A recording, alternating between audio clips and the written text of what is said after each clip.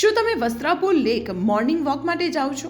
તો સાવધાન, કારણ કે અહીં હવા ખાવા નહીં પણ નાકે રૂમાલ દબાવવા જવું પડે તેવી હાલત છે.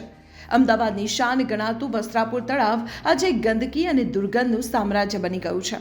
સ્થાનિકો અને મુલાકાતીઓ અસહ્ય વાસથી ત્રાહિમામ પુકારી ઉઠ્યા છે. તમને જાણીને નવાઈ લાગશે કે હજુ થોડા મહિના પહેલા જ આ તળાવનું ધામધૂમથી ઉદ્ઘાટન થયું હતું. તળાવના બ્યુટિફિકેશનના નામે 10 કરોડ રૂપિયા ખર્ચવામાં આવ્યા. 10 કરોડ વાપર્યા પછી પણ હાલત શું છે?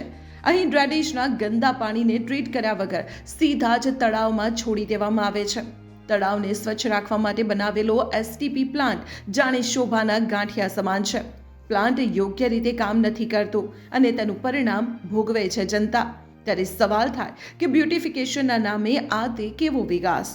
શું કરોડો રૂપિયા ખર્ચીને લોકોને ગંદકી અને બીમારી જ આપવાની હતી? આ સીધું પ્રજાના પૈસાનું આંધણ છે. તંત્ર ક્યારે જાગશે અને આ પ્લાન્ટ ક્યારે રિપેર થશે એ તો રામ જાણે. શું તમને પણ લાગે છે કે અહીં ભ્રષ્ટાચાર થયો છે? તમારો અભિપ્રાય કમેન્ટમાં ચોક્કસ જણાવો અને આ વિડીયો શેર કરો જેથી તંત્ર સુધી અવાજ પહોંચે.